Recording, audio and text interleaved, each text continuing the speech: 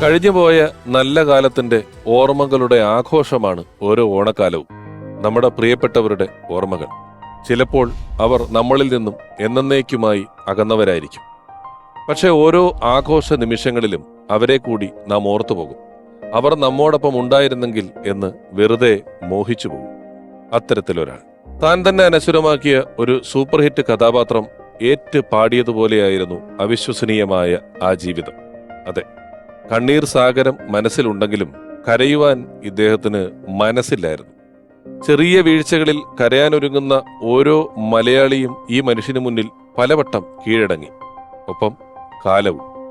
സിനിമയിലേക്കൊന്ന് കയറാൻ, സിനിമയിൽ എന്തെങ്കിലുമൊക്കെ ആവാൻ, സിനിമ കൊണ്ട് തന്നെ ജീവിക്കാൻ 8ാം ക്ലാസും ഗുസ്തിയും കോടമ്പാക്കത്തെ പൈപ്പ് വെള്ളവും മാത്രം ഇന്ധനമായവൻ പിന്നീട് എങ്ങനെ കരയാനാണ്?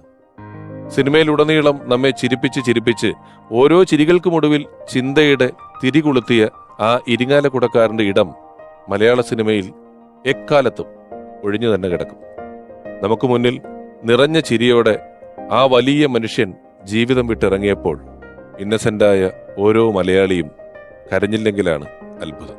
ആത്മവിശ്വാസം എന്ന വാക്കിന്റെ മറുവാക്കായി മലയാള സിനിമ കണ്ട എക്കാലത്തെയും ഏറ്റവും വലിയ മനുഷ്യൻ. ഓർമ്മകളിൽ എന്നും ഇന്നസെന്റ്. തോന്നക്കൽ പഞ്ചായത്തിലെ ഓരോ അരിയും ഞാൻ പെറുക്കിയെടുക്കും. ഞാൻ ഇനിയുള്ള സത്യം തുറന്നു പറയാൻ പോവാ. എനിക്ക് വയ്യ. നീലി വരും വരുപോലെ ഓടി വരും.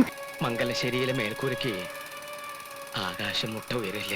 മരണക്കിടക്കയിൽ വെച്ച് അച്ഛൻ എന്നോട് പറഞ്ഞു, പശുപതി, നീ നിന്റെ ജീവിതം മൃഗങ്ങൾക്ക് വേണ്ടി ഒഴിഞ്ഞു വയ്ക്കും.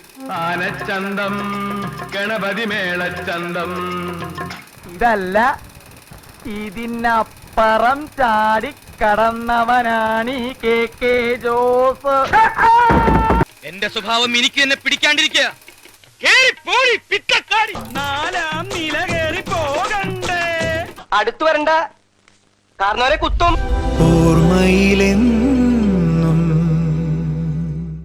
ഇന്നസെന്റേട്ടന്റെ ഓർമ്മകളിൽ ഇന്ന് നമ്മളോടൊപ്പം ഇരിക്കാൻ ആദ്യം എത്തുന്നത് ഇന്നസെന്റേട്ടന് വളരെ പ്രിയപ്പെട്ട ഒരാൾ. ഇന്നസെന്റേട്ടനോടൊപ്പം സിനിമകളിൽ, രാഷ്ട്രീയത്തിൽ, സൗഹൃദ സദസ്സുകളിലെല്ലാം ഒപ്പം കൂടുന്ന ഒരാൾ. പലപ്പോഴും സിനിമയിൽ ഒരാള് നായകനാകുക, പ്രതിനായകനാകുക, സഹനടനാകുക എന്നൊക്കെ പറയുന്നതിന് പിന്നിൽ ഓരോ അഭിനേതാക്കളും ഒരുപാട് ചിന്തിച്ചു കൂട്ടാറുണ്ട്. എന്നാൽ ഒരുപക്ഷെ ഇന്നസെന്റ് ഏട്ടൻ നായകനായ ചിത്രങ്ങളിൽ സഹനടനെ പോലെ, സഹനായകനെ പോലെ നിൽക്കാൻ മനസ്സ് കാണിച്ച മറ്റൊരു നായകൻ. ഇന്നസെന്റിനോടൊപ്പം നിരവധി ചിത്രങ്ങളിൽ വർക്ക് ചെയ്തിട്ടുള്ള ഒരാൾ, നമുക്കെല്ലാം ഒരുപോലെ പ്രിയപ്പെട്ട ഒരാൾ. ഹൃദയപൂർവ്വം, സ്നേഹപൂർവ്വം, ബഹുമാനപൂർവ്വം ഓർമ്മയിലെന്നും എന്ന ഈ പരിപാടിയിലേക്ക് സ്വാഗതം ചെയ്യുന്നു പ്രിയപ്പെട്ട മുകേഷ് ഏട്ടൻ.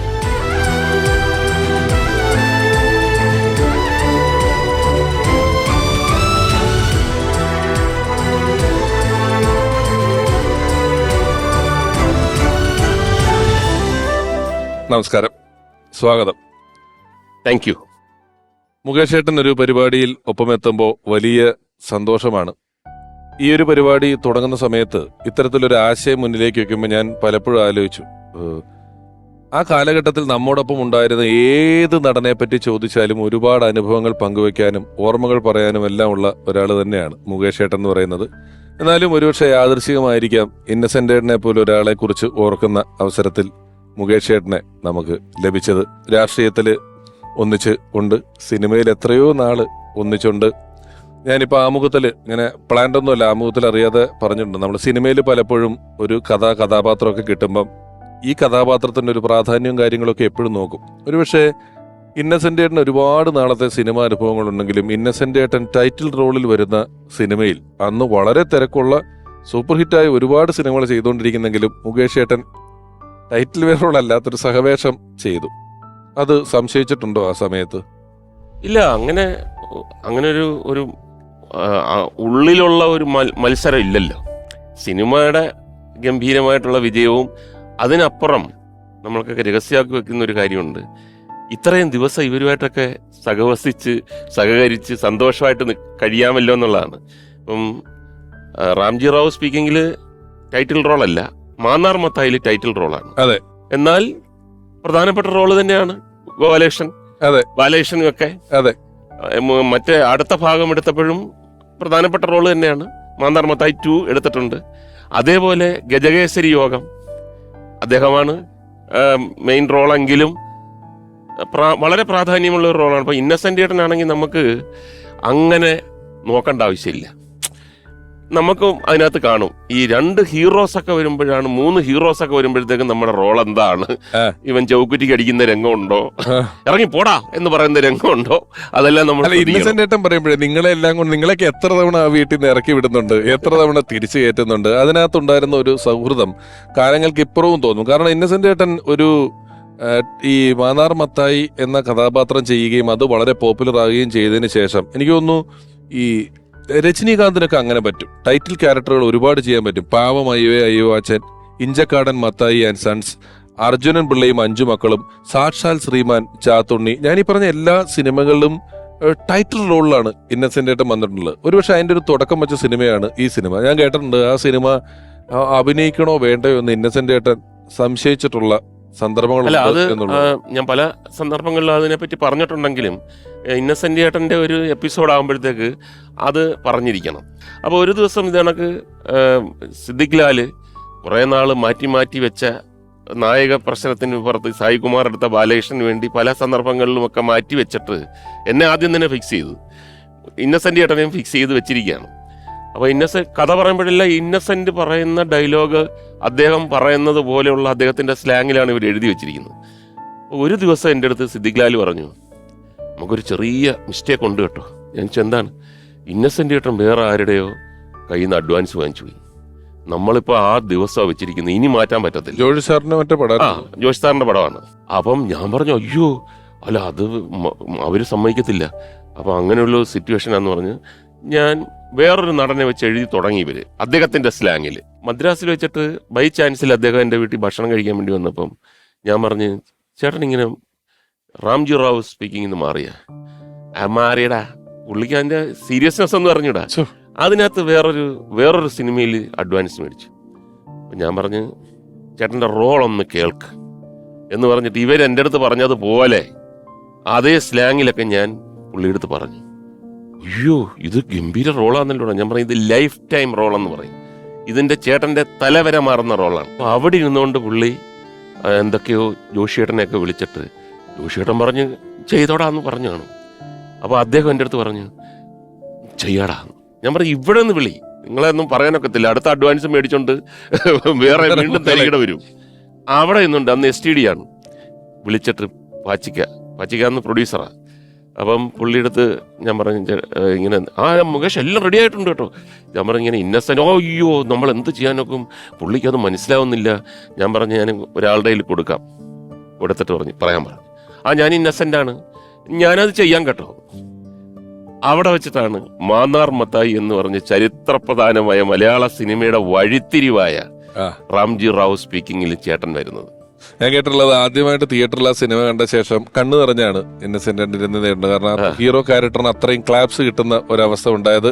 നമ്മളിപ്പോ ഇതുപോലൊരു ഓണക്കാലത്ത് ഓർക്കുമ്പം, ഒരു ഓണക്കാലത്ത് ഓഗസ്റ്റ് മാസത്തിലാണ് ആ സിനിമ റിലീസായതും അത്ര ജനകീയമായതും എല്ലാം. നമുക്ക് കൂടുതൽ വിശേഷങ്ങൾ സംസാരിക്കാം. മുകേഷ് ചേട്ടാ ഇരിക്കും.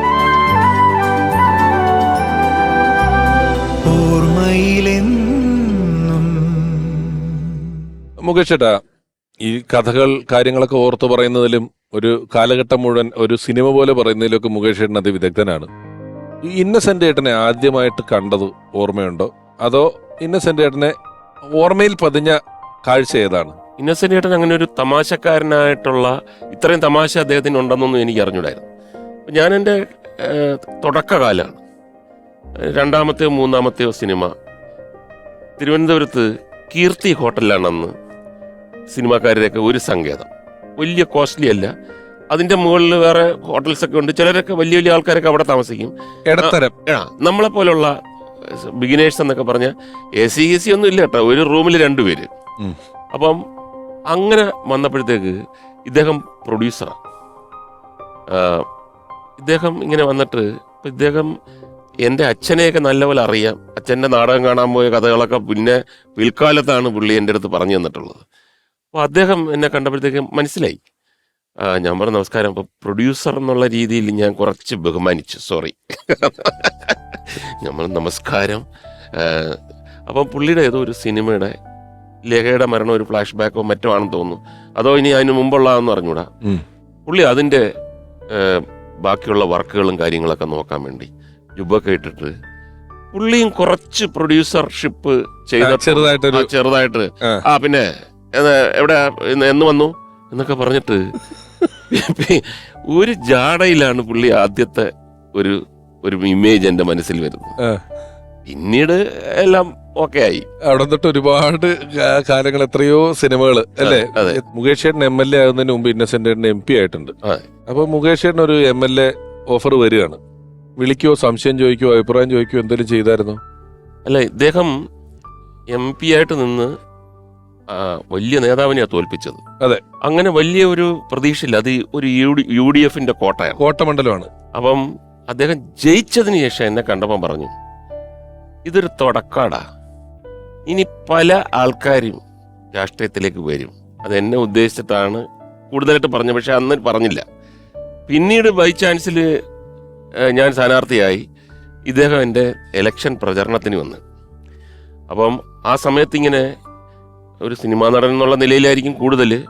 എവിടെ ചെന്നാലും ഭയങ്കരമായ ആവേശവും ആൾക്കാർ കയ്യാണിപ്പും ഫോട്ടോ എടുപ്പും പിന്നെ അതെല്ലാം തന്നെ എതിർകക്ഷികൾ പറഞ്ഞുണ്ടാക്കി. ഇതൊന്നും വോട്ടാവത്തില്ല, ഇതെല്ലാം സിനിമാക്കാരൻ എന്നുള്ള ആവേശമാണ്. എനിക്ക് കൺഫ്യൂഷനായി, എടാ ഇത് സത്യമായിരിക്കും. അപ്പോഴാണ് ഇന്നസെൻ്റ് ഏട്ടൻ വന്നത്. ഇന്നസെൻ്റ് ഏട്ടൻ വന്നിട്ട് ഒരു ബീച്ച് ഭാഗത്താണ് രണ്ട് സിനിമാക്കാർ വന്നു, വലിയ ആൾക്കൂട്ടമൊക്കെ വന്നപ്പോഴത്തേക്ക് എൻ്റെ അടുത്തിരുന്നപ്പം ഞാൻ പറഞ്ഞു, എങ്ങനെയുണ്ട് ഇതൊക്കെ? ഞാൻ പറഞ്ഞു, ചേട്ടാ ഇങ്ങനൊരു സംഭവമുണ്ട്, ഇതൊക്കെ വോട്ടാകുമോ? ചേട്ടൻ്റെ ഇത് അനുഭവത്തിൽ എങ്ങനെയാണിത് ചേട്ടൻ വിലയിരുത്തുന്നത്? അപ്പോൾ അദ്ദേഹം പറഞ്ഞു, എൻ്റെ അടുത്തും ആൾക്കാരെല്ലാവരും പറഞ്ഞടാ ആദ്യം ഇങ്ങനെ ഇത് സിനിമയുടെ ആവേശമാണെന്ന്. പക്ഷെ നമ്മൾ അവരെ സൂക്ഷിച്ചു നോക്കണം. സിനിമയുടെ ആവേശമാണെങ്കിൽ, റിയൽ വോട്ടേഴ്സ് ആണെങ്കിൽ കണ്ണിലൊരു തിളക്കവും ഒരു ശക്തിയും ജയിപ്പിക്കും. അത് വോട്ടാണ്. അപ്പൊ ഞാൻ പറഞ്ഞു, ഇവിടെ ഇരുന്നുകൊണ്ട് ഒന്ന് നോക്കിയിട്ട് ഒന്ന് വിലയിരുത്ത്. അപ്പൊ പുള്ളി ഇങ്ങനെ നോക്കിയപ്പോഴത്തേക്ക് പലരും ഇങ്ങനെ കാണിക്കുന്നുണ്ട്. എൻ്റെ അടുത്ത് പറഞ്ഞു, 75% വോട്ടാടാ, 25 ഉള്ള സിനിമ. സത്യമായി. ഞാൻ എപ്പോഴും പറയുന്നത്, ഈ ഇലക്ഷൻ പ്രചരണത്തിന് ഞാൻ പറയുന്നത്, ഇങ്ങനെ ആവേശമൊക്കെ പണ്ട് പറഞ്ഞിരുന്നു സിനിമയ്ക്കാന്ന്, ഇതൊന്നും അല്ല, തെളിഞ്ഞ് 2 പ്രാവശ്യം എന്ന് പറയുന്ന ഒരു സാഹചര്യം ചേട്ടനിൽ നിന്നാണ് ആ കോൺഫിഡൻസ് ഉണ്ടായത്. അപ്പോൾ ഇന്നസെൻ്റ് ചേട്ടൻ്റെ ഇങ്ങനെ ഒരു പ്രോഗ്രാം വരുമ്പം നമ്മൾ തുടങ്ങേണ്ടതെന്ന് പറഞ്ഞാൽ, എനിക്ക് എൻ്റെ ജീവിതത്തിലൊരു വലിയ ഒരു പ്രതിസന്ധി അല്ലെങ്കിൽ അതിജീവിക്കാൻ പ്രയാസപ്പെട്ട ഒരു കാലഘട്ടമാണ് അദ്ദേഹത്തിൻ്റെ മരിച്ചതിന് ശേഷമുള്ളത്. വേറൊന്നുമല്ല, ഒരുപാട് സ്ഥലത്ത് എല്ലാവർക്കും ഇദ്ദേഹത്തിന് ഇഷ്ടമാണ്.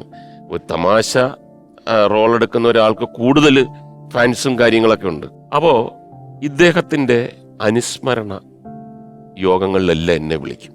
ഞാൻ അവിടെ ചെന്നിട്ട് മരിച്ചതിന് ശേഷമുള്ളതാണ് ആ സംഭവം. അവിടെ ചെന്നപ്പോഴാണ് ആദ്യമൊക്കെ എനിക്ക് മനസ്സിലായത്, നമ്മൾ ഇദ്ദേഹത്തെക്കുറിച്ച് എന്ത് പറഞ്ഞാലും അത് തമാശയാണ്. അങ്ങനൊരു അനുസ്മരണം നമ്മുടെ ജീവിതത്തിലില്ല. അനുസ്മരിക്കുക എന്ന് പറഞ്ഞ് ചെല്ലുമ്പോൾ എല്ലാവരും ദുഃഖമയമായിരിക്കും. നമ്മളിലുള്ള ഒരാളിനെ വിട്ടുപോയിരിക്കുകയാണ്. അപ്പോൾ അദ്ദേഹം ചെയ്ത ചെയ്തികൾ, അദ്ദേഹത്തിൻ്റെ കാര്യങ്ങൾ എന്താ പറയുമ്പോഴത്തേക്ക് എല്ലാവർക്കും വിഷമവും നമുക്കും വിഷമവും. അങ്ങനെ ഒരു ഓർമ്മപ്പെടുത്തലാണ് മരണം കഴിഞ്ഞത്. എല്ലാം അങ്ങനെ തന്നെയാണ്. നേരെ ഓപ്പോസിറ്റാണ്. ചെവിയിൽ വന്നിട്ട് മറ്റേ കഥയും കൂടെ ഒന്ന് പറ. ഒരു സംവിധായകൻ ഒരിക്കൽ ഒരു ഇന്റർവ്യൂവിൽ പറഞ്ഞല്ലോ, സിനിമ എഴുതാൻ പേന എടുക്കുമ്പോഴുള്ള ഏറ്റവും വലിയ പ്രശ്നം കഥാപാത്രങ്ങളുടെ മുഖം വരുന്നില്ല എന്നുള്ളത്. അത് പ്രിയപ്പെട്ട സത്യനന്ദിക്കാട് സാറാണ്. അദ്ദേഹത്തിന് ഇന്നസെന്റിനെ കുറിച്ച് എന്താണ് പറയാനുള്ളതെന്ന് കേൾക്കാം. ഞാൻ ഇന്നസെന്റ് അടുത്ത് പണ്ട് പറയാറുണ്ട്, നിങ്ങൾ ബഷീറിനെ പോലെയാണ്. നിങ്ങളിതൊക്കെ എഴുതുകയാണെങ്കിൽ ഈ എല്ലാത്തിലും നർമ്മമുണ്ട്, എല്ലാത്തിലും ജീവിതത്തിൻ്റെ ഒരു തീവ്രമായ ദുഃഖമുണ്ട്. അപ്പം അങ്ങനത്തെ കഥകൾ എഴുതാത്ത ബഷീർ എന്ന് പറഞ്ഞാൽ ഇന്നസെൻ്റെ കളിയാക്കുമായിരുന്നു. പക്ഷെ പിന്നീട് പുള്ളി എഴുതുന്ന ബഷീറായിട്ട് മാറി. അത് എൻ്റെയും കൂടി ഒരു ഇൻസ്പിറേഷൻ കൊണ്ടാണ്. നിങ്ങൾ എഴുതൂ എന്ന് പറഞ്ഞിട്ടാണ് ക്യാൻസർ വാർഡിൽ ചിരിക്കും പിന്നിലും അങ്ങനെയുള്ള കുറേ പുസ്തകങ്ങൾ ഇന്നസെൻ്റ് എഴുതിയത്. അപ്പം ഒരു സിനിമ പ്ലാൻ ചെയ്യുന്ന സമയത്ത് എനിക്ക് ക്യാരക്ടേഴ്സ് വരുമ്പോൾ അതിൽ തീർച്ചയായിട്ടും ഒഴിച്ചുകൂടാനാവാത്ത ഒരു ഘടകമാണ് ഇന്നസെൻ്റ്. ചില സന്ദർഭങ്ങളിൽ ഇപ്പോൾ മഴവിൽ കാവടി എന്നുള്ള സിനിമയൊക്കെ അഭിനയിക്കുമ്പോൾ അതിൽ ഇന്നസെൻ്റ് സ്റ്റേറ്റ് അവാർഡ് കിട്ടിയ പടമാണ്. അപ്പോൾ ഷൂട്ട് ചെയ്യുന്ന സമയത്ത് വളരെ സജീവമായിട്ട് പുള്ളി അഭിനയിക്കുകയും ഡബ്ബിങ്ങിന് കുറച്ച് ബുദ്ധിമുട്ടായിരുന്നു ആ കാലത്ത്. ഡബ് ചെയ്യാൻ വന്നാൽ നമ്മൾ ഇന്നസെന്റ് പറ്റി പറയുന്നത് 5 ദിവസം ഷൂട്ടിങ്ങിനും 10 ദിവസം ഡബിങ്ങിനുമാണെന്ന് പറഞ്ഞ് കളിയാക്കാറുണ്ട്. അപ്പോൾ ഡബ് ചെയ്യാൻ കുറച്ച് പുള്ളിക്ക് ആ സമയത്ത് കുറച്ച് ബുദ്ധിമുട്ടാണ്. അഭിനയിക്കുമ്പോൾ വളരെ ഫ്രീ ആയിട്ട് സംസാരിക്കും. ഇന്നൊക്കെ പിന്നെ നമുക്ക് ലൈവ് സൗണ്ട് ആയതുകൊണ്ട് ബുദ്ധിമുട്ടില്ല. അന്ന് അങ്ങനെ ആയിരുന്നില്ല. അപ്പം മഴവിൽക്കാവടി എന്നുള്ള സിനിമയുടെ ഡബ്ബിങ് സമയത്ത് ഞാൻ ഇരിക്കുന്നു. ഒരു വലിയ സീൻ, കിഴക്കാന്തുടിയിൽ ചങ്ങരൻകുട്ടി മേനോൻ എന്നൊക്കെ പറഞ്ഞ് വലിയ ഡയലോഗ് പറഞ്ഞുകൊണ്ട് എല്ലാം ലിപ്പ് തെറ്റിപ്പോകുന്നു. അപ്പോൾ അങ്ങനെ 1 മണിക്കൂറും 1.5 മണിക്കൂറും കഴിഞ്ഞിട്ട് വലിയ ഷോട്ട് ഓക്കെ ആവാതായപ്പോൾ ഞാൻ അകത്ത് കയറി വന്നിട്ട് ഇന്നസെന്റ് പറഞ്ഞു, ഞാൻ നിങ്ങളെ മൂകാംബികയിൽ കൊണ്ടുപോകാൻ നേരാണ്. മൂകാംബിക ദേവി എന്ന് പറഞ്ഞാൽ വാഗ്ദേവിയാണ്. ഈ തടസ്സം മാറിക്കിട്ടാൻ. പുള്ളി എന്നെ അങ്ങോട്ട് ചീത്ത പറയുന്നത്, നിങ്ങളോട് ആര് പറഞ്ഞു ഇത്രയും വലിയ ക്യാരക്ടർ എനിക്ക് തരാൻ? എന്നെ വല്ല വേലക്കാരനോ അല്ലെങ്കിൽ പോലീസുകാരനോ ആയിട്ട് ഇടുന്നതിന് പകരം ഇത്രയും വലിയൊരു ക്യാരക്ടർ തന്നിട്ട് പിന്നെ എന്നെ നിങ്ങൾ ചീത്ത പറയുന്നത് എന്ന് പറഞ്ഞിട്ട്. അപ്പം അതുപോലും പുള്ളി സരസമായിട്ട് എടുക്കുന്ന ഒരു വ്യക്തിയായിരുന്നു. പിന്നെ ഏത് കാര്യത്തിനും ഇന്നസെന്റിൻ്റെ ആയിട്ടുള്ള അഭിപ്രായം ഉണ്ടായിരുന്നു. ഇപ്പം നമുക്ക് സിനിമയിലെ എന്തെങ്കിലും ചിലപ്പോൾ ഒരു പ്രൊഡക്ഷൻ അല്ലെങ്കിൽ ചിലപ്പോൾ ഒരു കഥ ഇത് സെലക്ട് ചെയ്യണോ വേണ്ടേ എന്ന് തീരുമാനിക്കുമ്പോഴും ഞാൻ ഇന്നസെന്റ് വിളിച്ച് ചോദിക്കും. ചിലപ്പോൾ ഇന്നസെന്റ് വിട്ടേക്കിട്ടാ പറയും. എൻ്റെ പല കഥകളുടെയും ഡിസ്കഷൻസിൽ ഇന്നസെന്റ് വരാറുണ്ടായിരുന്നു. ഇപ്പോൾ ഗാന്ധിനഗർ സെക്കൻഡ് സീറ്റ് എന്നുള്ള സിനിമയുടെ ചർച്ച നടക്കുമ്പോൾ ഞാനും ശ്രീനിവാസനും ഇന്നസെന്റിന്റെ വീട്ടിൽ പോയിട്ട് ഇന്നസെന്റായിട്ട് അതിനെ പറ്റി ഡിസ്കസ് ചെയ്യും. ഗാന്ധിനഗർ സെക്കൻഡ് സീറ്റിൽ മോഹൻലാലിന്റെ കഥാപാത്രത്തിന് ആ ഗൂർഖയുടെ പേര് ഇന്നസെന്റ് പറഞ്ഞതാണ്. രാം സിംഗ്, ഭീം സിംഗ് കാപ്പേട്ട രാം സിംഗ്, അദ്ദേഹം പറഞ്ഞ പേരാണ്. അപ്പം അങ്ങനെ ഒരുപാട് കോൺട്രിബ്യൂഷൻസ് തരാറുള്ള വ്യക്തിയാണ്. എനിക്ക് വ്യക്തിപരമായൊരു നഷ്ടം എന്ന് പറയുന്നത് ഇപ്പോഴും വിശ്വസിക്കാൻ പറ്റാത്തത് ഇന്നസെന്റിന്റെ ഒരു വേർപാടാണ്. ഞാനെപ്പോഴും രാവിലെ എണീറ്റ് പെട്ടെന്ന് ഇന്നസെന്റ് വിളിച്ചില്ലല്ലോ എന്ന് തോന്നാറുണ്ട്. അതുകൊണ്ട് മരണമാണെന്ന് വിശ്വസിക്കാനാവാത്ത ഒരു വ്യക്തിയാണ് ഇന്നസെന്റ്. സത്യസാറ് പറഞ്ഞിട്ടാണ് ബുക്ക് എഴുതിയെന്ന് പറഞ്ഞല്ലോ. അവിടെയും ഒരു വലിയ അത്ഭുതമുള്ളത് 8ാം ക്ലാസ് പാസ്സായിട്ടില്ല എന്ന് എല്ലായിടത്തും പറഞ്ഞു കിടക്കുന്ന ഒരാൾ എഴുതിയ ബുക്ക് ഇന്ന് കേരള സംസ്ഥാന സിലബസിൽ ഉൾപ്പെടുത്തിയിട്ടുണ്ട് എന്നുള്ളതാണ്. പഠിക്കാൻ വേണ്ടി, അതായത് മറ്റുള്ളവർക്ക് പഠിക്കാൻ ആ പുസ്തകത്തിലെ കുറെ ഭാഗം ഉൾപ്പെടുത്തിയിട്ടുണ്ട് ഇല്ലേ? അതൊരു വലിയ അത്ഭുതമാണ്. ഇന്നും ഈ ഇന്ത്യയിലെ തന്നെ എത്രയോ ഭാഷകളിലേക്ക് ആ ബുക്ക് വിവർത്തനം ചെയ്യപ്പെട്ടിട്ടുണ്ട്. പലയിടങ്ങളിൽ അത് ഇംഗ്ലീഷ് വിവർത്തനം ചെയ്ത് പോകുന്നുണ്ട്. ക്യാൻസർ വാർഡിലെ ചിരി എന്ന് പറയുന്ന ആ വലിയ പുസ്തകം. അപ്പം നർമ്മത്തിലൂടെ ഏത് വലിയ പ്രതിസന്ധികളെയും വളരെ സരസമായി മറികടക്കാമെന്ന് നമുക്ക് കാണിച്ചു തന്നിട്ടുള്ള ഒരാളെ കൂടെ ഞാനൊന്ന് നമ്മുടെ ഈ ഒരു ഓർമ്മയിലേക്ക് ക്ഷണിക്കുകയാണ്. അദ്ദേഹം ഇരിങ്ങാലക്കുടക്കാരനാണ്. അതാണ് ആദ്യത്തെ പ്രത്യേകത. ഒരുപക്ഷെ നമുക്ക് ബാല്യകാലത്ത് തന്നെ ചിലപ്പോൾ ഇന്നസെന്റിനെ കണ്ടിട്ടുള്ള ഒരാളായിരിക്കും. തുടർന്ന് ഇന്നസെന്റ് ഏട്ടൻ നമ്മളുടെ അമ്മ എന്ന സംഘടനയുടെ പ്രസിഡന്റായി എത്രയോ നാള്, ദീർഘകാലം അമ്മയുടെ പ്രസിഡന്റായി ഇന്നസെന്റ് ഏട്ടൻ തുടരുമ്പോൾ ഒപ്പം സന്തത സഹചാരിയായി എല്ലാ കാര്യങ്ങൾക്കും ഒപ്പം ഉണ്ടാകുകയും ഡേ ടു ഡേ ബേസിൽ അദ്ദേഹത്തോട് വിളിക്കുകയും സംസാരിക്കുകയും സംവേദിക്കുകയും ഒക്കെ ചെയ്തുകൊണ്ടിരുന്ന ഒരാളാണ്. ഏറെ ബഹുമാനത്തോടെ നമ്മുടെ ഈ പരിപാടിയിലേക്ക് സഹർഷം സ്വാഗതം ചെയ്യുന്നു പ്രിയപ്പെട്ട ഇടവേള ബാബു ചേട്ടൻ.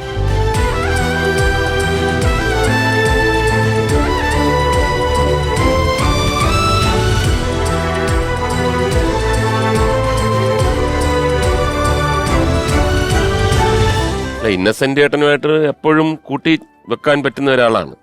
ക്രോണിക് ബാച്ചിലർ ഇന്നസെന്റ് ഏട്ടന്റെ ചെറുപ്രായം. ക്രോണിക് ബാച്ചിലർ ഇന്നസെന്റ് യൗവനം.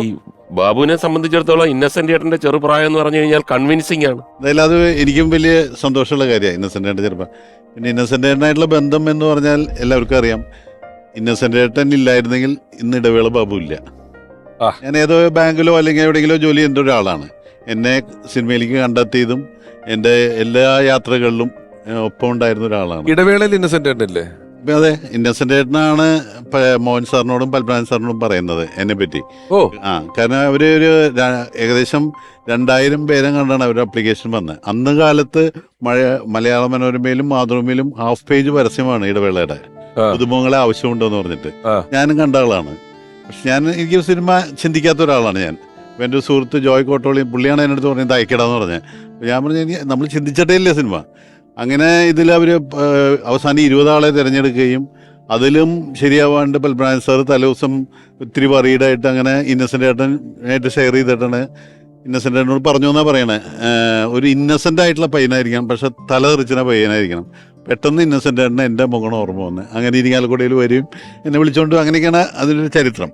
ഇന്നസെന്റ് ഏട്ടൻ്റെ ഏറ്റവും നല്ല ക്വാളിറ്റികളിൽ ഞാൻ കണ്ടിട്ടുള്ളത്, ഒന്ന്, അദ്ദേഹം പഠിക്കാൻ മിടുക്കനല്ല എന്ന് അദ്ദേഹം തന്നെ പറഞ്ഞിട്ടുണ്ട്. പക്ഷെ ഓർമ്മ ഒരു രക്ഷയില്ലാത്ത ഓർമ്മ. ഇരിങ്ങാലക്കുടയിലെ ഏത് വീട്ടിലെ ഏത് പയ്യനായുള്ള അച്ഛൻ്റെ പേര്, അച്ഛൻ്റെ പേര്, വീട്ടുപേര്, ഇങ്ങനെ സകല ചരിത്രവും ഇന്നസെൻ്റേട്ടന് മരിക്കുന്ന അപ്പോഴും വരെ അറിയാം. അതുപോലെ തന്നെയാണ് ഏതെങ്കിലും ഒരു വ്യക്തിയെ കണ്ട് പുള്ളി എത്രയോ കാലം കഴിഞ്ഞാലും പേരൊന്നും ഓർമ്മയിട്ടില്ല, പക്ഷെ ഇന്ന സന്ദർഭത്തിൽ പുള്ളിയെ കണ്ടതാണെന്നുള്ള ഓർക്കാനുള്ള ഒരു കഴിവ് ഭയങ്കരമാണ്. അങ്ങനെ ഞാൻ എപ്പോഴും ആ കാര്യം ഇന്നസെൻ്റേട്ടനാണ് ഫോളോ ചെയ്യുന്നത്.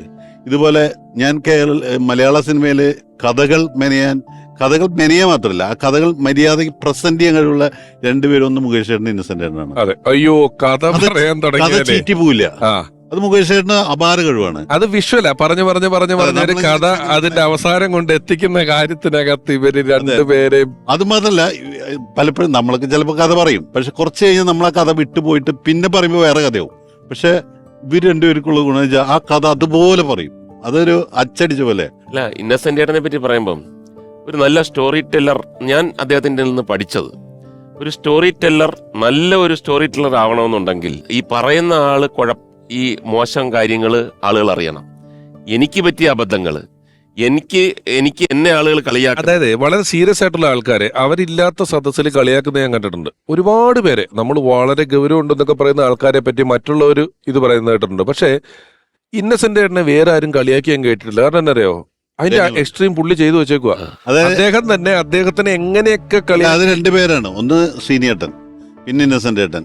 സ്വയം വിമർശിപ്പിച്ച് അതിൽ കോമഡി കണ്ടെത്തുന്ന ഏറ്റവും നല്ല ഒരാൾ ഇന്നസെന്റ് ചേട്ടനാണ്. അതെ. അതുപോലെ മലയാള സിനിമയിൽ എനിക്ക് തോന്നുന്നു ഈ ടൂറ് എന്ന് പറഞ്ഞ സംഭവം, ഈ എല്ലാവരും അഭിനയിക്കുക, രാവിലെ മുതൽ 360 ദിവസം അഭിനയിക്കാന്ന് പറ്റി, ഒരു മാസം ഞാൻ ഇല്ലടാ, എത്ര വലിയ പടം, ഞാൻ ടൂറ് പോവാ, അങ്ങനെ ഒരു സംസ്കാരം പുള്ളി കൊണ്ടുവന്നു.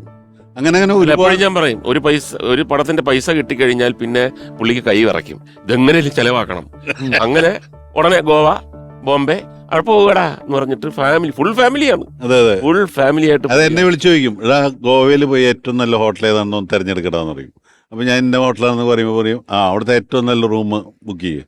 അങ്ങനെയൊക്കെയാണ് പുള്ളി. എന്നുവെച്ചാൽ പുള്ളി അതിന്റെ കാരണം ഉണ്ട്, വെറുതെ പറയുന്നതല്ല.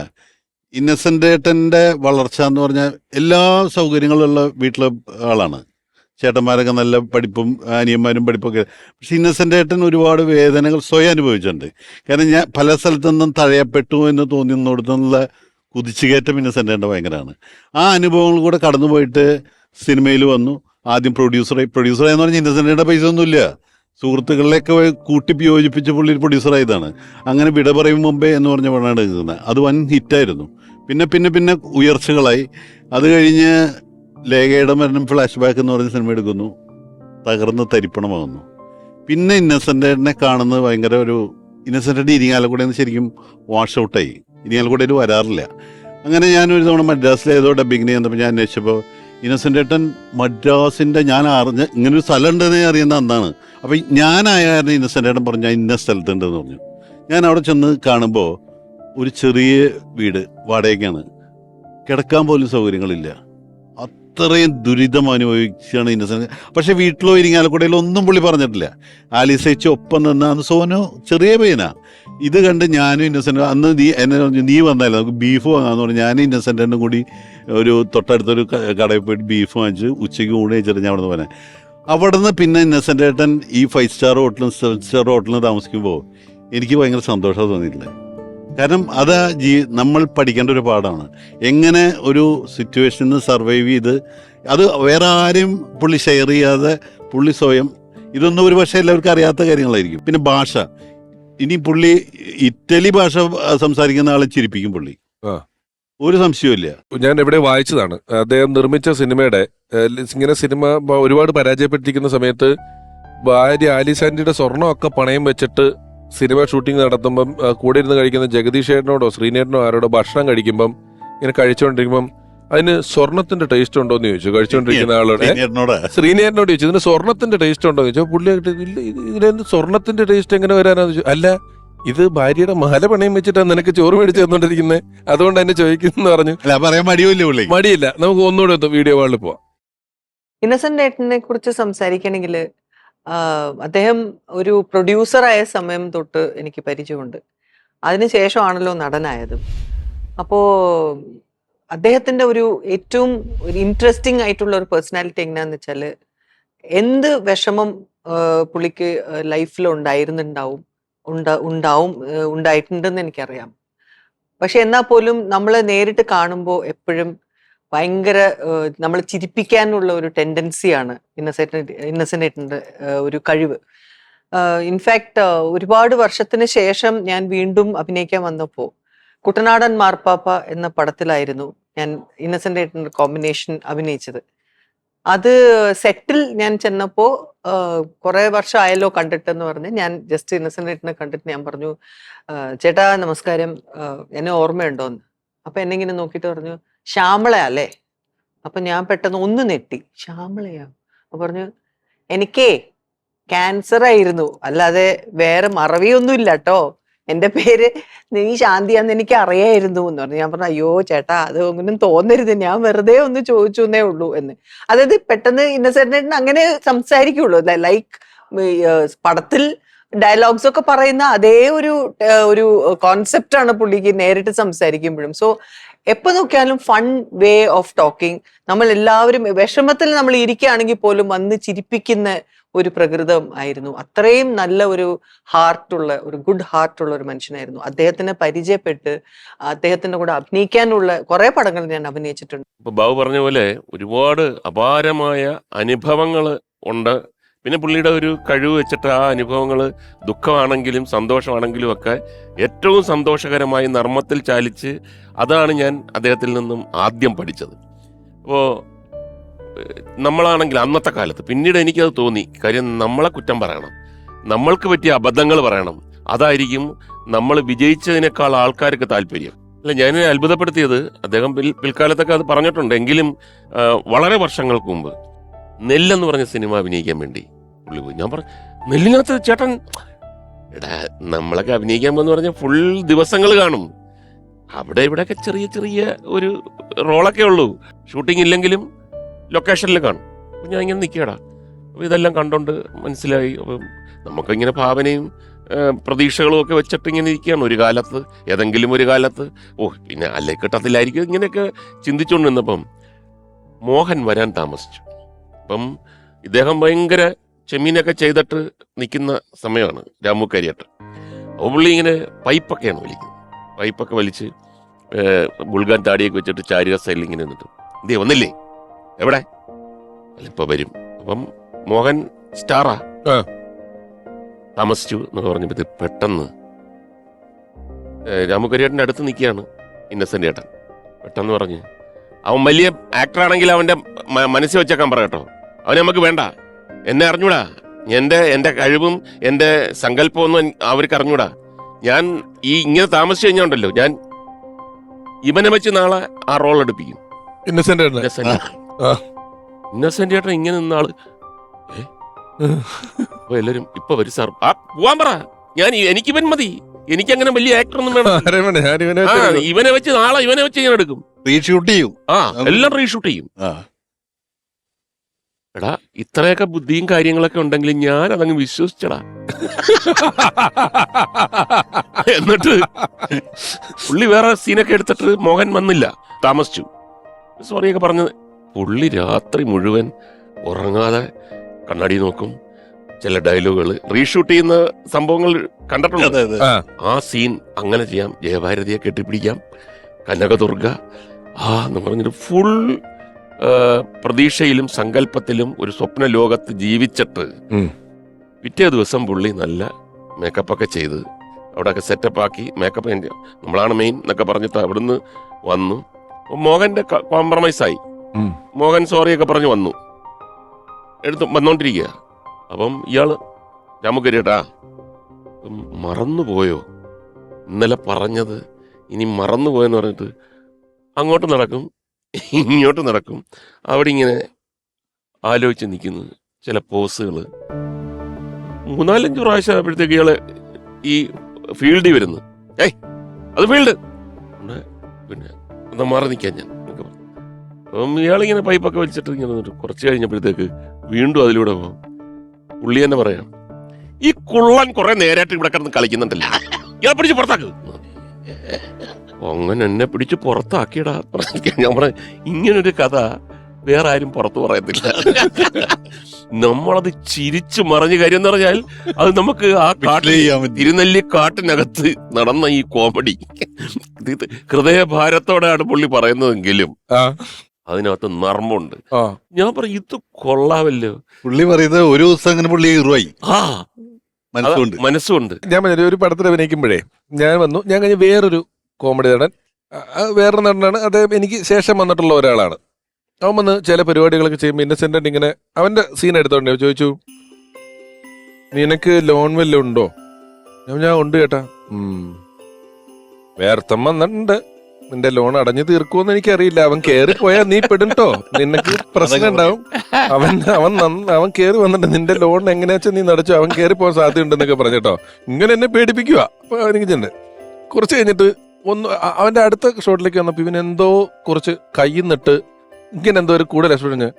പേടിക്കണ്ട, അവൻ കയ്യിന്നൊക്കെ ഇടുന്നുണ്ട്, ചിലപ്പോ തന്നെ പൊക്കോളും, നീ ആയിട്ടൊന്നും ചെയ്യണ്ടെന്ന്.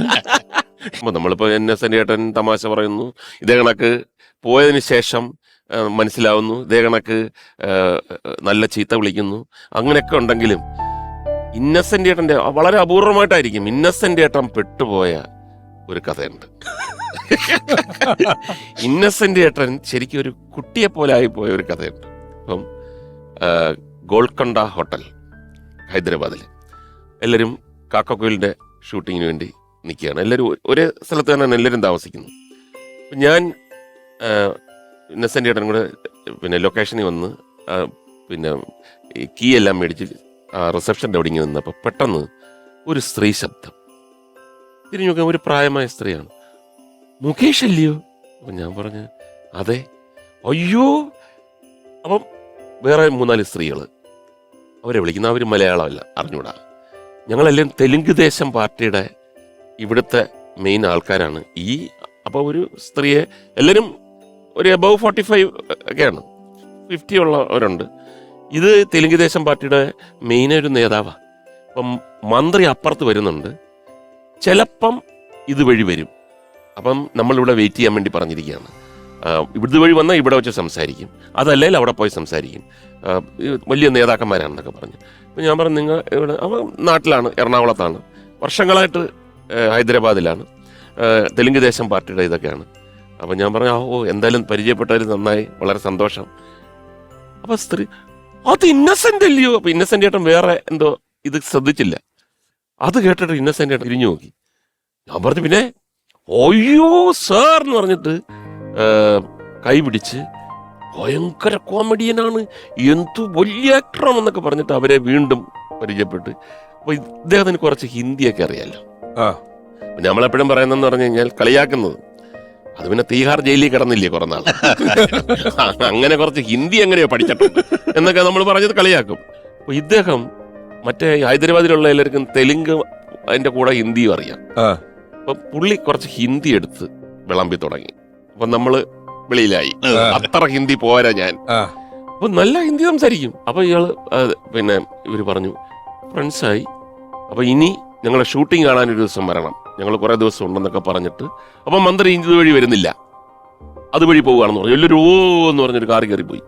ഇത്രയും നടന്നതാണ് സംഭവം. പിറ്റേ ദിവസം മോഹൻലാലും പ്രിയദർശനെല്ലാം വന്നപ്പോഴത്തേക്ക് ഇന്നസെന്റ് ഏട്ടൻ കുറച്ച് താമസിച്ച് വന്നാൽ മതി. അപ്പം ഞാൻ പറഞ്ഞു ഇന്നലെ ഇന്നസെന്റ് ഏട്ടൻ അങ്ങ് ഭയങ്കര ഷൈൻ ചെയ്ത് കേട്ടോ, ഇങ്ങനെ ഹിന്ദിയിലൊക്കെ പറഞ്ഞ് തെലുങ്ക് ദേശം പാർട്ടികളെ മുഴുക്കെ കയ്യിലെടുത്ത് സ്ത്രീ വിങ് അങ്ങനെ പറഞ്ഞുകൊണ്ട് സംസാരിച്ച് വന്നപ്പോഴത്തേക്ക് മോഹൻലാലിന് ഭയങ്കര ഇഷ്ടമാണ് ഇങ്ങനെയുള്ള കാര്യങ്ങളൊക്കെ, രഹസ്യങ്ങൾ അറിയുന്നതും ഇങ്ങനെ കുനസ്റ്റുണ്ടാക്കുന്നത്. മോഹൻലാലിൻ്റെ തോന്നിയിട്ടായി നമുക്ക് ഇന്നച്ചനല്ലേ ഇവിടെ ഷൈൻ ചെയ്ത് നിൽക്കുന്നത്, നമുക്കൊന്ന് പിടിച്ചാലോ. ഞാനും മോഹൻലാലും കൂടെ ഒന്നിച്ച്, വേറൊന്നുമില്ല, അവർക്ക് വാഗ്ദാനം കൊടുത്ത 50,000 രൂപ തെലുങ്ക് ദേശത്തിന് ഇന്നസെന്റ് ഏട്ടൻ സംഭാവന ചെയ്യാമെന്ന് ഇന്നലെ. അതിന്റെ ആളുകൾ ഇപ്പൊ വരും. വെറുതെ ഒരു കഥ. വെറുതെ കാര്യം എന്ന് പറഞ്ഞാൽ ഇത്രയും ഒരു പിന്നെ മാറ്ററേ ഉള്ളൂ. പ്രിയൻ ഡേ വലിയ സീൻ എടുക്കാനുള്ളതാണ്, അയാളെ ടെൻഷൻ ആക്കിയിട്ട് അവസാനം ഡയലോഗ് തെറ്റിച്ച് കഴിഞ്ഞാൽ 2 ഇതിനകത്തുനിന്ന് പുറത്താക്കും. ഞാൻ പറയാം ഒന്നുമില്ല, പുള്ളി അങ്ങനെയൊന്നും തെറ്റത്തില്ലെന്ന് പറഞ്ഞപ്പോൾ ഇന്നസെന്റ് ഏട്ടൻ വന്നു. ഇന്നലെ തെലുങ്ക് ദേശം ഭയങ്കര അവര് നമ്മൾ കാര്യങ്ങളൊക്കെ പറഞ്ഞപ്പോൾ അവര് ഭയങ്കര ഇതായെന്നൊക്കെ പറഞ്ഞിട്ട് പുള്ളി ഷൈൻ ചെയ്ത കാര്യങ്ങൾ പറഞ്ഞു. അപ്പോൾ പ്രിയനും നമ്മുടെ കൂടെ ചേർന്ന്. അപ്പം മോഹൻലാൽ പറഞ്ഞു അവർ വന്നിരുന്നു, ഷൈൻ ചെയ്തൊക്കെ. അവർ രാവിലെ ഇപ്പം 15 മിനിറ്റ് മുമ്പാണ് പോയത്, ഇനിയും വരും, ഉച്ചയ്ക്ക് വരും. ഇവിടെ വന്നോ? പിന്നെ നിങ്ങൾ ക്ഷണിച്ചില്ലായിരുന്നോ? ഞാൻ ക്ഷണിച്ചു, പക്ഷെ ഇന്ന് ഇല്ല, 50,000 രൂപ നിങ്ങൾ പാർട്ടി ഫണ്ടിലേക്ക് കൊടുക്കാമെന്ന് പറഞ്ഞു. അപ്പോൾ ഇത്രയും ഡീറ്റെയിൽസും ഇങ്ങനൊരു സംഭവമായപ്പോൾ പുള്ളി ഒരു നിമിഷം വിശ്വസിച്ചു. 50,000 രൂപയോ? ഞാനൊന്നും പറഞ്ഞില്ല. പിന്നെ അവരെന്തിനു വരുന്നു? ഒരു വലിയ നേതാക്കന്മാരൊക്കെ വന്നിരുന്നു. അപ്പോൾ പ്രിയം പറഞ്ഞു, നിങ്ങൾ പറഞ്ഞു കാണും, നിങ്ങൾ പറഞ്ഞില്ലേ? ബനുണ്ടല്ല ഡാ, ഞാൻ 50,000 നമ്മക്കറിഞ്ഞൂടല്ലേ, ഹിന്ദിയിലല്ലേ റുപ്പിയ റുപ്പിയ എന്നൊക്കെ പറയുന്നത് കേട്ടു. 50 ഹസാറോ എന്നങ്ങണ്ട് പറയുന്നു, നമ്മക്കറിഞ്ഞൂടല്ലോ. ഞാൻ പറഞ്ഞിട്ടില്ല, ഞാൻ പറഞ്ഞിട്ടില്ല. അപ്പോൾ പുള്ളി ഒന്ന്, അപ്പം പ്രിയൻ നമ്മളെ നോക്കിയിട്ട് പറഞ്ഞു മതി മതി എന്ന് പറഞ്ഞു. ഞാൻ പറഞ്ഞു കുറച്ചുകൂടെ പോട്ടെ. മോഹൻലാൽ പുള്ളിയുടെ ഇരിക്കുക, മേക്കപ്പ് ഒക്കെ ചെയ്യുന്നത്. മോഹൻലാൽ പോയിട്ട് അവിടുത്തെ പ്രൊഡക്ഷൻ മാനേജർ എടുത്ത്, അവന് നല്ല തെലുങ്കറിയാം, അവിടുത്തെ പ്രൊഡക്ഷൻ മാനേജർ എടുത്ത് പറഞ്ഞു, ഇച്ചിരി കഴിയുമ്പോൾ നീ ഫോൺ ആയിട്ട് വന്നിട്ട് ഇന്നസെന്റ് കഹാക എന്നൊക്കെ ചോദിച്ചിട്ട് നീ പറയണം, ഇപ്പം അവർ വരുന്നുണ്ട്, 50,000 രൂപ റെസീറ്റ് എൻ്റെ കയ്യിൽ തന്നിട്ടുണ്ടെന്ന് പറയണം, വേറൊന്നും നീ പറയണ്ട. കുറച്ച് കഴിഞ്ഞപ്പോഴത്തേക്ക് പ്രൊഡക്ഷൻ അവിടുത്തെ ഭയങ്കര തെലുങ്കൊക്കെ സംസാരിച്ചുകൊണ്ട് ഇങ്ങനെയൊക്കെ വന്നിട്ട്, സർ ഇന്നസെന്റ് സർ, അതായിരിക്കും. അവൻ ഹിന്ദിയിൽ ഇന്നസെന്റ് ആയിട്ടുണ്ട്. ആ തെലുങ്ക് ദേശത്തിൻ്റെ ആൾക്കാർ വരുന്നുണ്ട്, ഇപ്പോൾ അവർ കാറിലാണ്. ചേട്ടന് 50,000 രൂപ റെസീറ്റ് എൻ്റെ തന്നിട്ടുണ്ട്. ഞാൻ പറഞ്ഞിട്ടില്ല മുകേഷ്. ഞാൻ പറഞ്ഞു നിങ്ങൾ ഹിന്ദി നമുക്കറിഞ്ഞപ്പോ, വലിയ ഹിന്ദി അല്ലയോ. പുള്ളി ശരിക്കും പെട്ട് കേട്ടോ. കുറച്ച് കഴിഞ്ഞപ്പോഴത്തേക്ക് പുള്ളി എഴുന്നേറ്റിട്ട്, ഏത് നിമിഷങ്ങൾക്കകം ഈ സ്ത്രീകൾ വരും. വന്നിട്ട് എൻ്റെ അടുത്ത് പറഞ്ഞു, ഞാനൊന്ന് വീട്ടിൽ പോയിട്ട് വന്നാലോ. പ്രിയം പറഞ്ഞു, വീട്ടിൽ ഇന്ന് നാളെയൊക്കെ നിങ്ങളുടെ മെയിൻ സീനാണ്. ഉടനെ പ്രിയൻ അതോട് ഓടി വന്നിട്ട്, അയാളത് പറയട്ടോ, അയാൾ പോണം, വീട്ടിൽ പോണം എന്ന് പറഞ്ഞ് നിൽക്കുന്നു. ഉടനെ ഞങ്ങൾ മോഹൻലാൽ പറഞ്ഞു പൊട്ടിച്ചേരെന്ന് പറഞ്ഞു. പുള്ളി വന്നിട്ട് എൻ്റെ അടുത്ത് പറഞ്ഞിടാ, എന്നെ ഒന്ന് സഹായിക്കണം, ഞാൻ കൊടുക്കാന്ന് പറഞ്ഞാൽ ഞാൻ കൊടുക്കും, പക്ഷെ പറഞ്ഞിട്ടില്ലടാ. അതുമല്ല തെലുങ്ക് ദേശത്തിന് ഞാൻ എന്തിനടാ, എനിക്ക് എന്താണ് തെലുങ്ക് ദേശത്തിന്. ഞാൻ പറഞ്ഞു ചേട്ടാ ഹിന്ദിയിൽ എന്തൊക്കെ പറഞ്ഞു, ഹിന്ദി പറഞ്ഞെല്ലാം എനിക്ക് ഓർമ്മയുണ്ട്, നീ ഇതെങ്ങനെങ്കിലും ഒന്ന് സോൾവ് ചെയ്ത് കേട്ടോ, അവളുമാർ വന്നു കഴിഞ്ഞാൽ പിന്നെ കുഴപ്പമാന്ന് പറഞ്ഞു. മോഹൻലാൽ ഓടിച്ചെന്ന് കെട്ടിപ്പിടിച്ചിട്ട് പറഞ്ഞു, ചേട്ടാ ഞങ്ങള് തമാശ പറഞ്ഞില്ല. അപ്പം ഞാനപ്പം പറഞ്ഞു, അപ്പം അടി കൊണ്ടാൽ ആനയും വീഴും.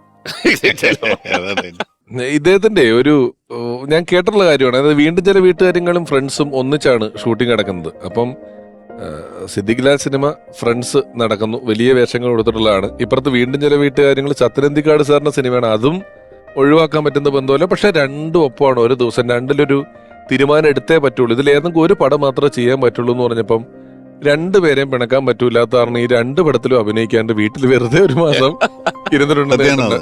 സത്യമല്ലേ അത്? ഞാൻ കേട്ടിട്ടുള്ളത് അതെയാണ്, അങ്ങനെ ഇരുന്നിട്ടുണ്ടെന്നുള്ളത്. ഇന്നസെന്റേട്ടൻ എന്ന് രാവിലെ എനിക്ക് തോന്നുന്നു 4-5 പേരെ ഫോൺ ചെയ്യും. ഒന്ന് സത്യേട്ടൻ, പ്രിയേട്ടൻ, മുകേഷ് ഏട്ടനൊക്കെ ഉണ്ടെന്ന് തോന്നുന്നു.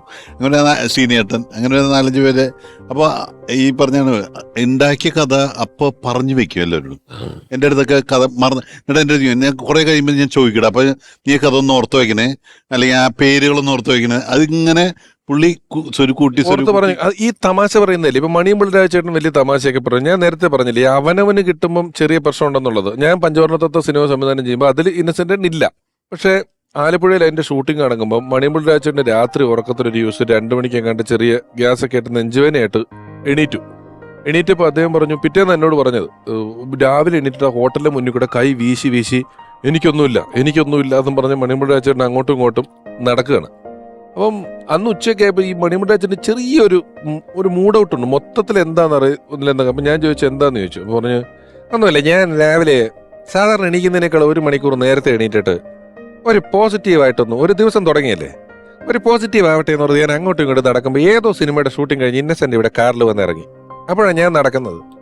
എന്നോട് ഇന്നസെന്റ് ചോദിച്ചു, എന്താ രാജു ഇവിടെ ചോദിച്ചപ്പോൾ ഞാൻ പറഞ്ഞു, എൻ്റെ പുതിയ സിനിമയുടെ ഷൂട്ടിംഗ് നടക്കുന്നു എന്ന് പറഞ്ഞപ്പം, ഇതൊക്കെ ഓടുവോ എന്ന് ചോദിച്ചിട്ട് കയറി പോയി.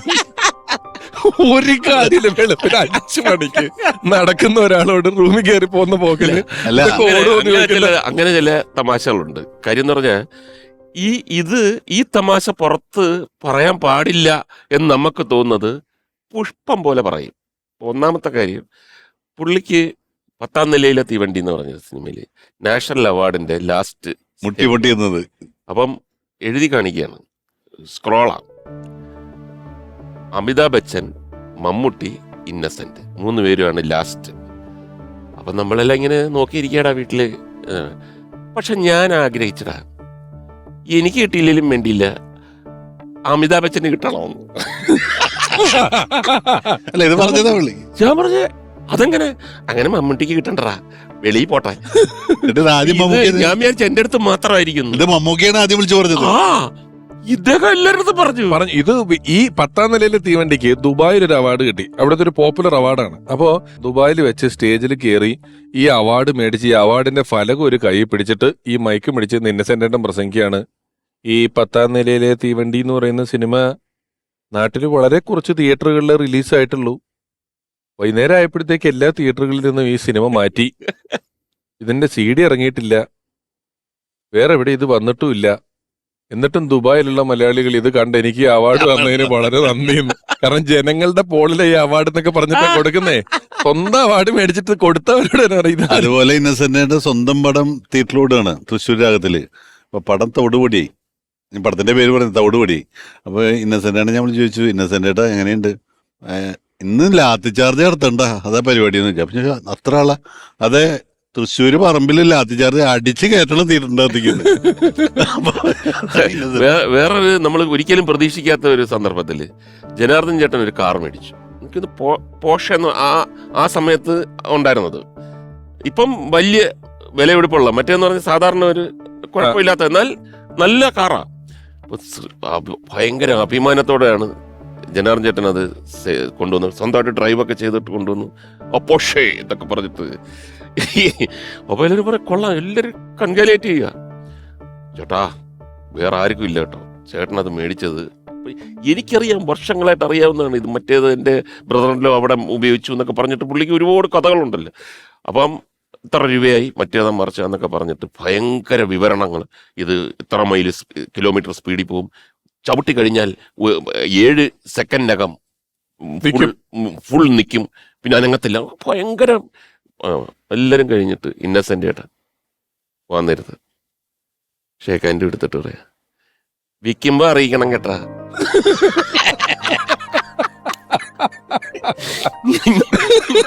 ഞെട്ടിപ്പോയി. പക്ഷെ ഫാമിലിയൊക്കെ ഏറ്റവും കൂട്ടിപ്പിടിച്ച ഒരാളാട്ടോ. അയ്യോ, അത് എവിടെയും. കാരണം അതുകൊണ്ട് തന്നെയാണ് ഇപ്പോഴും ആലിസിച്ചി, ഞാനൊക്കെ വീട്ടിൽ നിന്ന് അപ്പൊ കറിയും. ആലിസിച്ചിക്ക് അന്ന് മോചിതനാവാൻ പറ്റിയിട്ടില്ല. ആ വീട്ടില് അദ്ദേഹത്തെ ഇപ്പോഴും ഉണ്ടെന്ന് തന്നെയാണ് നമ്മളൊക്കെ വിശ്വസിക്കുന്നത്. ചിരിച്ചുകൊണ്ട് മാത്രമേ നമുക്ക് ഇന്നസെന്റിനെ ഓർക്കാൻ സാധിക്കുകയുള്ളൂ. ഈ ഓർമ്മകൾ, ഈ ചിരികൾ അടുത്ത എപ്പിസോഡിൽ തുടരും.